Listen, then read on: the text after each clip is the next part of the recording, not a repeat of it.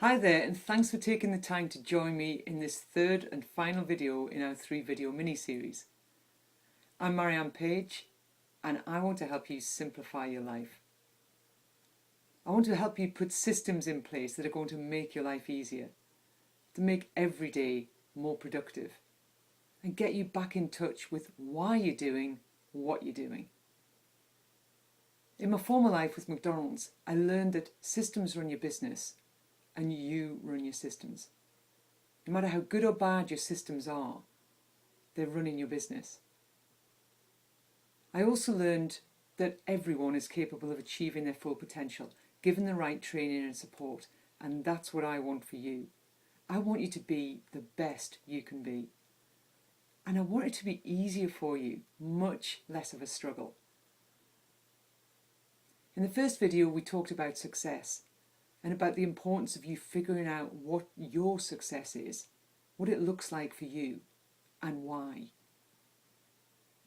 Working out what you really want from life, what's really important to you, is the driver for everything else that follows. As you learn in Chaos to Consistency, passion drives action. It's when we're not passionate about what we're doing, when we haven't worked out what success looks like to us and why, that's when we get overwhelmed. That's when we allow other people to steal our time. That's when we procrastinate. We've all been there. I know I certainly have. And until you work out what you're passionate about, you're just making life harder than it should be. In the surveys that you all completed, thanks again for taking the time, your two standout issues were overwhelm and procrastination. Well, I gave you a great tool for overwhelm. Do, ditch or delegate. I hope you've tried it out. And to a certain extent, that'll also work for procrastination. But overwhelm is generally quite a passing feeling. It generally doesn't stick with you that long. As we said, if it has become your norm, it is a bit of an issue, but we dealt with that in the last video. Procrastination, though, is more like a wart or a verucca. And it takes a bit more work and focus to overcome it.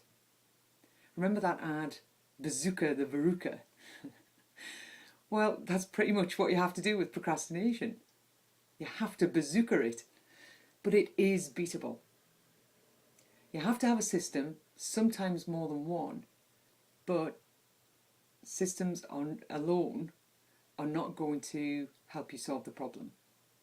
They're not necessarily going to get rid of your procrastination on their own. Now, my sister has a system. She uses lists.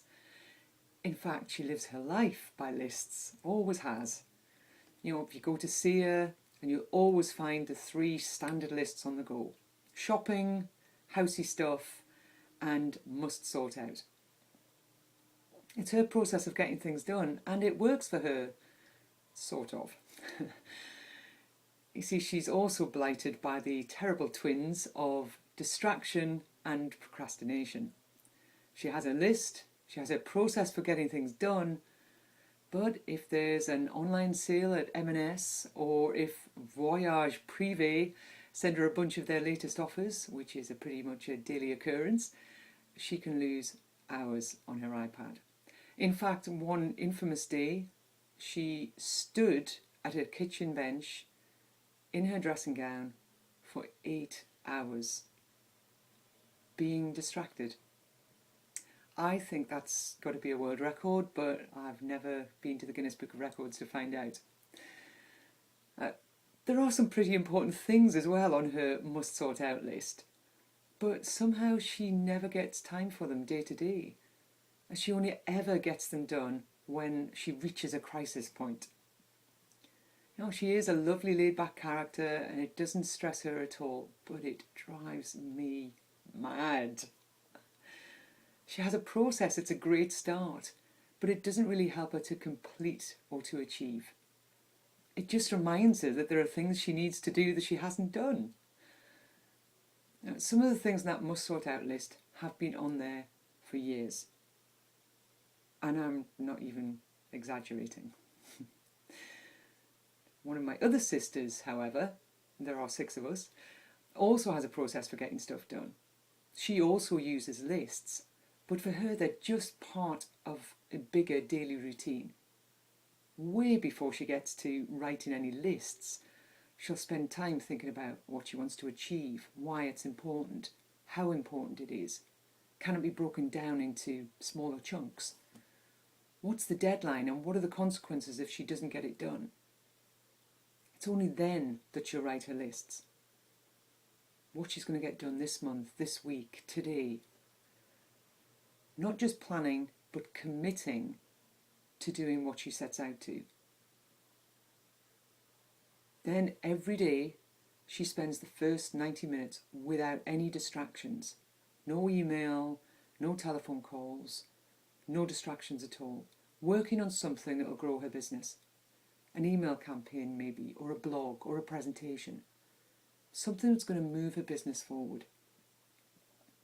Then the rest of the day she'll split up into blocks. Just, 50-minute, 90-minute blocks of time, whatever is appropriate for the bit of work she has to get done. And maybe a couple of blocks for email responding, a block for calls, a block for meetings. She'll allow herself time on social media, but only as a reward for achieving something that she's planned to do that day. She even builds in a walk every lunchtime to clear her head and set her up for the afternoon. It's a daily routine that works for her. I'm not suggesting that it will work for you. She's worked hard to get there. She was a big procrastinator too, but she started small. 1 90-minute session a week, then 2, then 3, until she made it a daily habit. 2 hours of social media a day, which is possibly average around here, whittled down to a few 10-minute reward sessions, if you like. Hours of multitasking converted into short blocks of really focused activity. It was hard work to make all these habits, but now, like all habits, they'd be very difficult to break. She doesn't procrastinate now because she knows what she's aiming for, she has her plan, and she has her habits. Does she ever procrastinate? Well, possibly on occasion, but it's not one of her habits, and it did used to be. If you want to beat procrastination, Bazzooka the Verucca. That's all I'm saying. First, make sure that you're passionate about what you're doing. Passion drives action, don't forget. Second, run your do, ditch and delegate list and get rid of the stuff that's on there. Stuff that you know shouldn't be on there. Other people's stuff. Your own little tools and ways you have of padding out your daily to-do list. Third, plan your day and start building your own daily routines. From then on, it's about making those routines habits. You'll beat your inner procrastinator. I have faith in you. Just go get your bazooka and get started. In the next couple of days, I'm going to send you another email that's going to explain a little more about the Chaos to Consistency program, what it'll do for you, and how you can get your hands on it. I'll also tell you about a launch offer that is exclusively for you. So do watch your email, and I'll speak to you soon.